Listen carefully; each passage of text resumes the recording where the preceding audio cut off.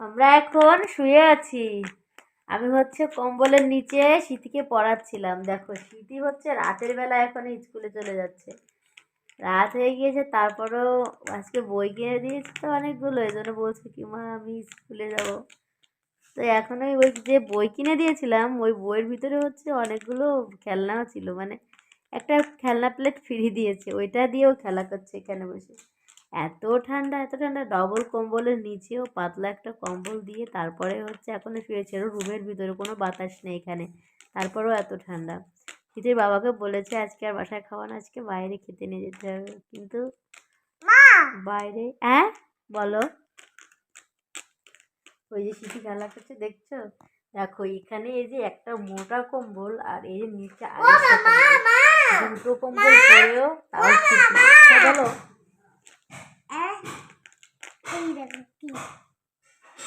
দেখেছো মেয়েতে কি করছে?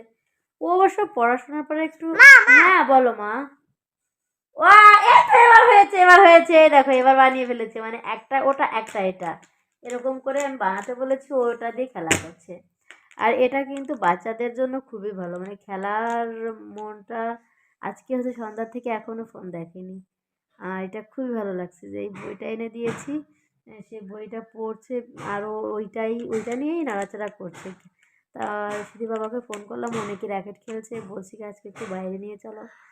দেখো শীতের অবস্থা কাহিল একেবারে, দেখেছো কেমন, মানে কানটার পুরো যেন জমে গিয়েছে। আমি সত্যি কথা বলতে আমি আজকে স্নান করিনি, আর কি বলবো, লজ্জার কথা, এত ঠান্ডা। এই তো সুন্দর হয়েছে মা, ভেঙে ফেলছো কেন? তো দেখো ভিডিওটা, আজকে সারাদিনের ভিডিও করিনি, দেখো কি ভিডিও করব। আজকে হচ্ছে এমনটা হয়েছে, সারাদিনে রান্না বান্না করিনি কেন, আমার শাশুড়ি মা গতকালকে আসছে বাড়িতে। উনি এসে হচ্ছে মানে মেয়ে বাড়ি চলে গিয়েছিল, তো সেখান থেকে এসছে, আসার পরে হচ্ছে সন্ধ্যার সময় আসছে। আর আমি হচ্ছে কি করেছি, সকালে লুডুস রান্না করেছিলাম, সিথিকে খাইয়েছি। মা সকালে সব কাজই করে রেখে গিয়েছে, মানে আজকে বৃহস্পতিবার ছিল। বলো, খেলা করছো না, আমি একটু কথা বলি। বৃহস্পতিবার ছিল, মা সকালে ঘুম থেকে উঠে বিছনা মানে ঘর ঝাড়ু দিয়েছে, তারপরে হচ্ছে ঘর মুছেছে, সব কাজ করেছিল, সব কাজ করে দিদির বাড়িতে চলে গিয়েছে, আসছে বিকালে। আর আমি বাসায় একা ছিলাম, আমি কিছু খাইনি। মা সকালে রুটি বানিয়ে রেখে গিয়েছিল, দুটো রুটি ছিল, সেই দুটো রুটি আমি খেয়ে জল খেয়েছি, আমার আর খিদে নেই। পরে হচ্ছে সিথিকে লুডুস রান্না করে খাইয়েছি, সেইখান থেকে একটু খেয়েছিলাম, আর খিদে নেই। সারাদিন এই লুডুস খেয়ে আর ওই একটু রুটি খেয়েই আছি। এখনও রান্নাবান্না হয়নি, আমি করিনি। সিধির বাবা বাইরে খেয়েছে দুপুরে, আজকে এখনও হয়নি। এখন সিধির বাবাকে বলছি একটু বাইরে নিয়ে চলো, মা আছে শুনলে কিলাবে। সিথি দেখো মা, দেখেছ মশারি টানিয়েছি, আর এই শীতের দিনে যদি কানের কাছে মশা আসে গুনগুন গুনগুন করে গান শোনায়, তাহলে কেমন লাগে বলো তো? এই জন্য মশারি সারা দিন টানানো, বিছনাও ওঠানো হয়নি আজকে। নেই, পাচ্ছ না? সেদিনকে হচ্ছে বাইরে গিয়েছিলাম রাতের বেলায় খেতে। দেখো ভিডিওটা হচ্ছে 4-5 দিন আগের, মনে করো 31st আগের দিন রাত্রের বেলা হচ্ছে আমরা বাইরে গিয়েছিলাম। মনের ভিতরে অনেক কষ্ট চেপে রেখেও বাইরে গিয়েছিলাম, কারণ সিথির বাবার সঙ্গে আমার একটু ঝামেলা হয়েছে। দেখো যাকে সব থেকে বেশি ভালোবাসি সে যদি আঘাত দেয় না, এই আঘাতের জায়গা, এই আঘাত কোথাও রাখা যায় না। সারা দিন মনের ভিতরে নিজের সঙ্গে নিজে যুদ্ধ করেছি যে তার সঙ্গে কথা বলবো না, কিন্তু কেন যে আমি এরকম বেহাইয়েপনা করি, তার সঙ্গে কথা না বলে আমি একটুও থাকতে পারি না। মাঝে মাঝে জীবনটা মনে হয় দুর্বিষহ হয়ে গিয়েছে, এত কষ্ট হয়, এই কষ্ট কাউকে বলে বোঝানোর মতো না। সিথির বাবাকে যদি বলি জানো আমার এখানে এমন লাগছে, আমার শরীর খারাপ, সে হাসি দিয়ে উড়িয়ে দেয়, মনে হয় কিছুই হয়নি যেন আমার। আমার যে অসুস্থতা তার যদি ফিল হয় হাসির, তাহলে কেমন লাগে সেটা একটা মেয়ে সেই বুঝবে ভালো, যার প্রিয় মানুষটার কাছ থেকে হাসির উপহাসের পাত্র হয়ে দাঁড়ায় সে। কষ্টের কথা জীবনে প্রথম শুরু হলো, না জানি আরও কত কষ্টের কথা আমার এই সোশ্যাল মিডিয়ায় আমি শেয়ার করব।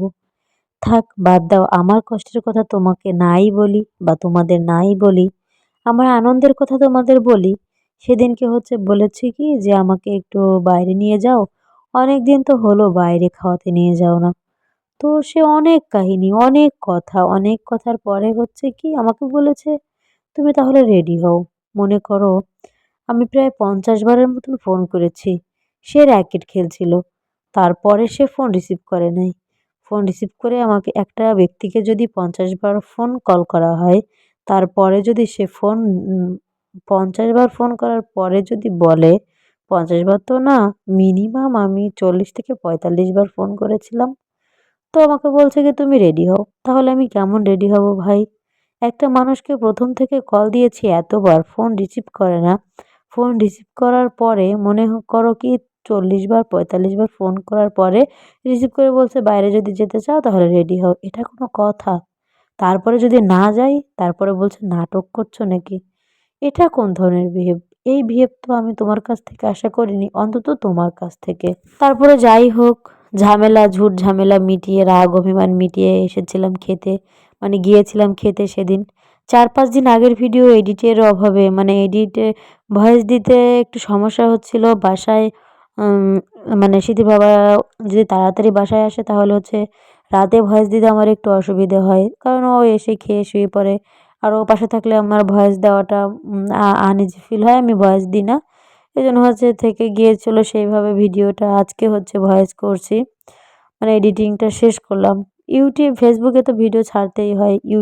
ফেসবুকে হচ্ছে তোমার রিলস ভিডিও ছাড়ি, তো এইজন্য হচ্ছে প্যারা নেই না। যখন তখন করে ছেড়ে দেওয়া যায়। তো ওদিনকে হচ্ছে আমরা খেয়েছিলাম চিকেন চাপ আর হচ্ছে পরোটা আর হচ্ছে সিধির জন্য একটা স্পেশাল বার্গার অর্ডার করেছিল। যেটার দাম এমনি রেগুলার প্রাইস ছিল ৳৬০, আর ওটা হচ্ছে ৳১৪০ নিয়েছিল। মনে করো সব খাবারের ভিতরে প্রকারভেদ আছে না, তেমন। বার্গারটা খেতে অনেক স্বাদ ছিল। মনে হয়, আমি যেহেতু খাইনি আমি বলতে পারব না। কিন্তু বার্গারটার অনেক ওজন ছিল আর ভিতরে অনেক চিকেন দেওয়া ছিল। বাইরে থেকে কিনলে বাইরের লোকাল প্রাইস বললাম না, ৳৬০ পিস ১ পিস। আর ওইটার ভিতর তেমন চিকেন থাকে না আর খেতেও ভালো না, রুটিটাও ভালো না। আর এখানের খাবারের মান খুবই ভালো ছিল।